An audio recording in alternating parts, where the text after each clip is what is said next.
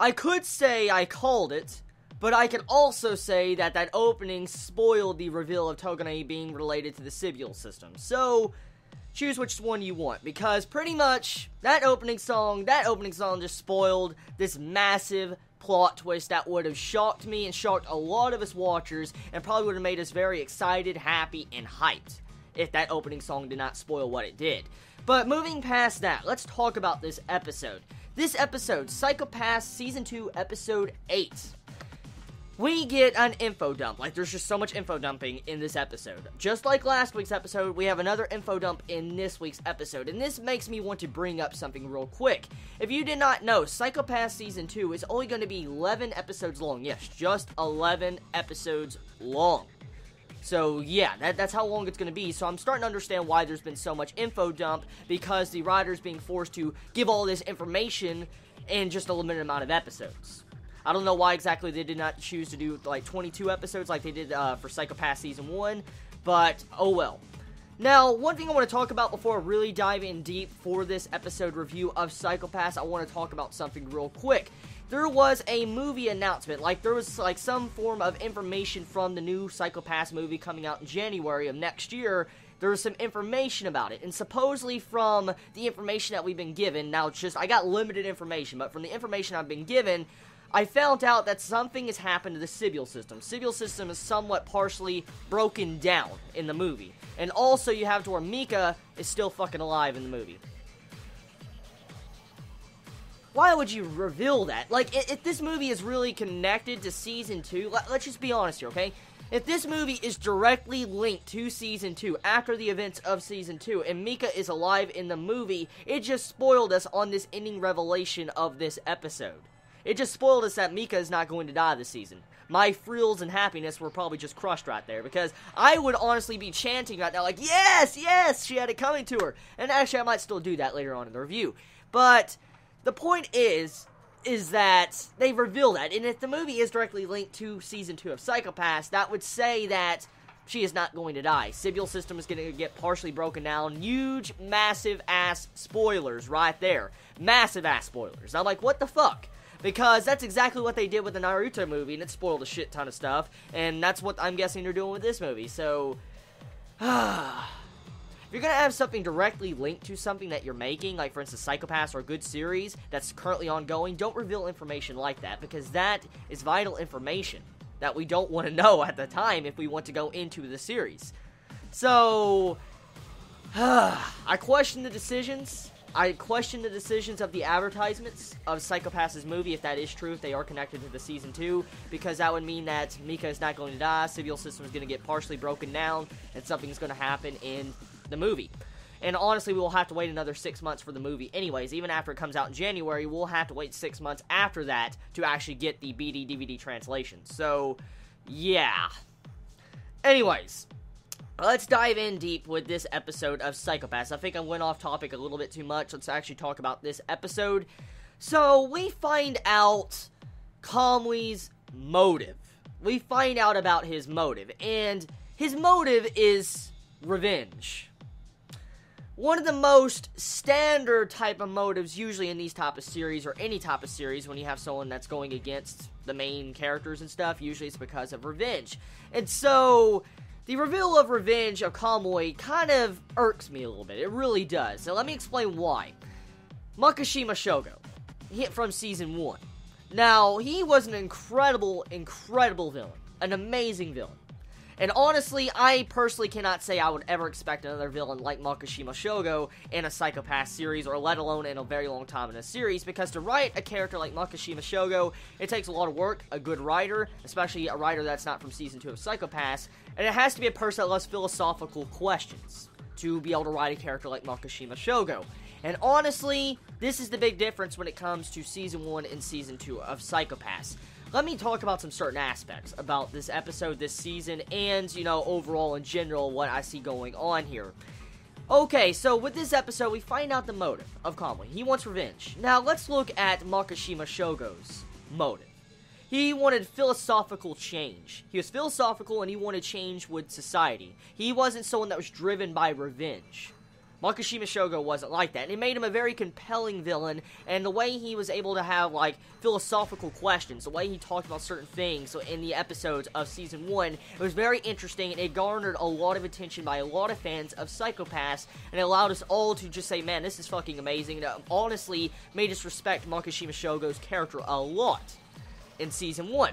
With Season 2, it feels like the new writer of Psycho Pass, is kind of going away from those overall writing skills that was laid down in Season 1, and it's kind of deviated towards more of an action, like, end result type series. That's exactly how it's kind of turned into. See, let's look at the different aspects and similarities of Season 1 and Season 2. In Psycho Pass Season 1, it wasn't really about the gory, like, violence all over the place, like we have seen demonstrated in Season 2, which is very unsettling, and it was pretty beastly and badass. I will not deny Season 2 with its beastly stuff and its beastly episodes it has had. I cannot deny that. But Psycho Pass was never about this violent, gory scenes. It was never about that. It was always about the philosophical questions, about why would this person do it, finding out the answer, detective work, stuff like that. And this series feels like it's more going into just trying to do the same things that Season 1 did, but kind of making it a little bit more shallow compared to the original version. Now, here is the main debate I see between a lot of fans when it comes to series. Different series, not just related to Psycho Pass, but multiple series. When you make a season so good, for instance, Season 1 so good, it's very hard to surpass that predecessor in a Season 2. And some fans, and even some people of any show, TV series, movie series, anything, feels like it's better just to leave the series like it is with a Season 1, instead of trying to force a Season 2 and kind of making the writing suffer in a Season 2. And that's kind of what I think is really going on in Season 2 of Psycho Pass. Let me explain my reasons for it. The reason why I can actually say stuff like this and actually, you know, be more of a critic with Psycho Pass is because I really love this series. I respect this series. I love the philosophical questions that was in Psycho Pass Season 1, and it really got me interested in the series and made me think. Very thought-provoking series. And when I'm introduced to a thought-provoking series, I pay extra attention to the details of different scenes, especially when a series makes me have to think a lot. That's what Psycho Pass does. And when I start thinking as much as I did with Season 1, I start noticing some very questionable things in Season 2. Now, honestly, it can be vice versa. You can disagree with me or whatever. It's my own personal opinion of how I feel about it. But I feel like the overall aspect of Kamui being combined of 184, technically 185 if you count the Inspector's Eye, 185 body parts inside of him, rather far-fetched and kind of stretching it a little bit in terms of writing. That is definitely stretching a lot of things to try to make up for why his Psycho Pass cannot be detected by Sybil. Now, I want to go into something and remind all of you Season 1 watchers of Psycho Pass. In Season 1, I forget the exact episode, and I forget the exact quote, but I remember parts of it, and it was one of the main reasons why I love Psycho Pass so much. In Psycho Pass Season 1, the concept and foundation of the Psycho Pass, for instance, your crime coefficient rating or your level, it was measured by Sybil system, and Sybil system developed a way to where it can measure the human soul. Now, here's the arguments. In today's society, in our society, we really don't know where the soul is. We don't know where the human soul is. We can guess it's in the heart, the brain, wherever it is, but we still don't technically know where the human soul is. And in Season 1, it was demonstrated that Sybil system was actually able to figure out and measure the human soul. Now, let's get into this, why I feel like there's something really wrong here with the writing. Revealing that you can kind of remove your Psycho Pass and destroy the Psycho Pass with different organs of different people kind of, destroy the moral concept and the concept that Season 1 laid the foundation for in Season 1 with the human soul. Now, you could say that since we don't know what the human soul is, you can judge that maybe it's because of the brains and stuff inside of Kamui. Some questions are never meant to be answered, and that was one of the main reasons why it made Psycho Pass so compelling. It was one of the main reasons because there was so much mystery and so much interest into the series, like you could really think about it, and it made it intriguing to engage in. But this is, like I said, some things are not meant to be answered, and especially with the overall aspect with the human soul being different fucking organs inside of someone. I personally don't agree with that. I don't. organs do not equal soul in my eyes. It doesn't. It personally doesn't. And it kind of irks me a little bit the way the writer decided to do this. It kind of tramples and walks over the concept that Earl Butcher actually wrote in Season 1. He just tramples on top of that and just says, like, nope, it's good, it's the organs. I really don't know how to feel about that. I really don't. And it's not just that.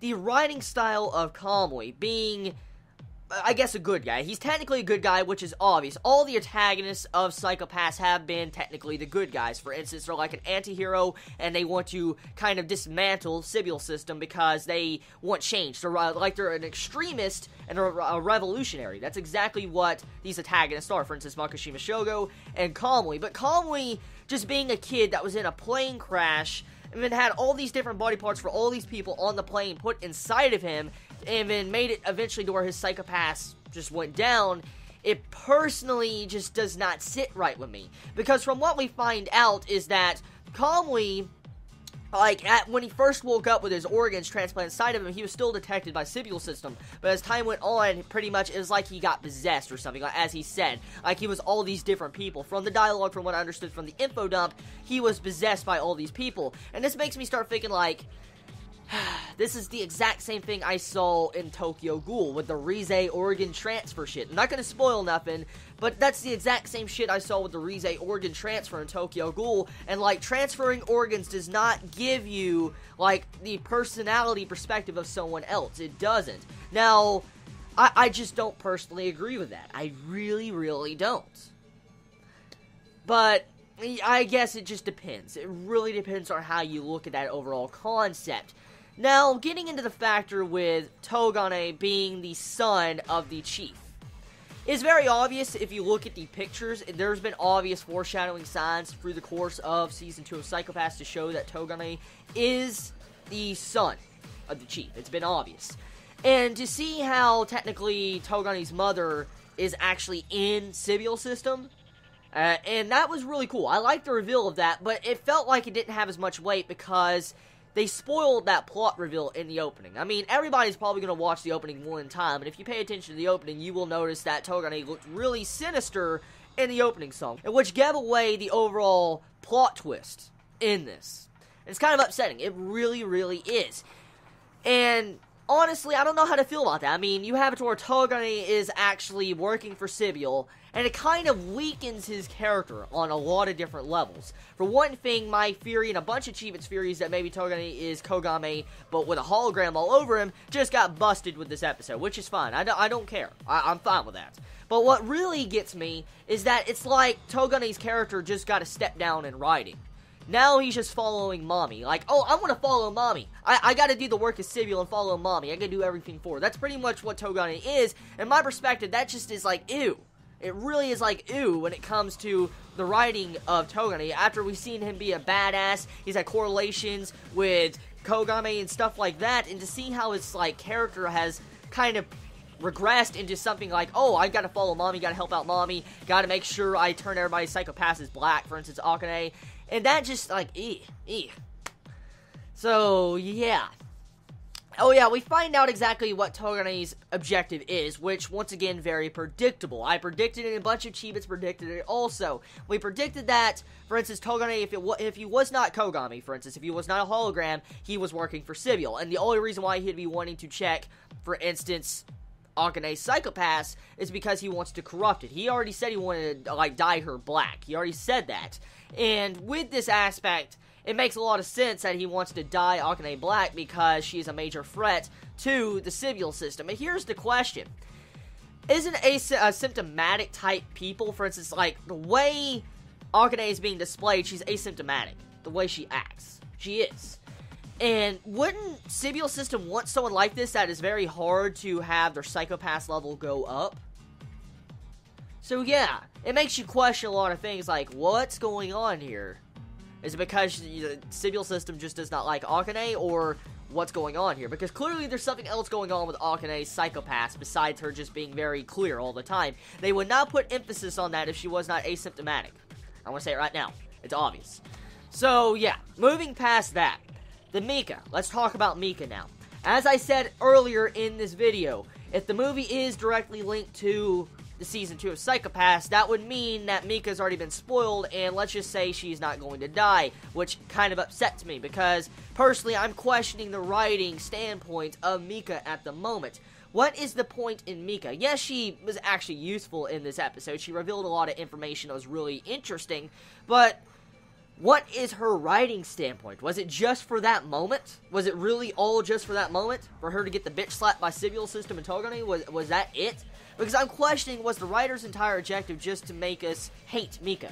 Because she really has no redeeming qualities. Even in this episode, when she unveils everything, like, she gives us so much information, she still doesn't have, like, any redeemable qualities, because she was still thinking about firing her boss, Akane, at the end of that message. She did not contact her superior, her boss, her Akane, about this. She didn't.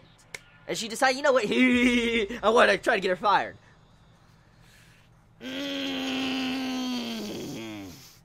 Yeah. I would have had sympathy for you and pity for you, Mika, if you would have actually told Akane about this. Or had the balls to say you're trying to get her fired, at the very least tell her this information. But no, she doesn't. So yeah, it's kind of making me question, what is Mika's purpose in Season 2, besides being a bitch? What is her purpose besides fucking everything up? Don't know. So, yeah, this is the end of my review of Psycho-Pass Season 2. I went really, I guess, critical with this review because I love Psycho-Pass a lot, and I guess I just wanted to get in depth with it, talk about some certain things that's kind of been bothering me, especially with this episode and the last episode, which I did not cover. And so, with this episode, hopefully I answered a couple questions some of you Chibis had, and if you can also clarify some certain things to me about what I said, I will gladly accept it. But at this moment, we'll just have to see where it goes. So tell me your thoughts in the comments below. I love you all so much. Please be safe. Chibi out.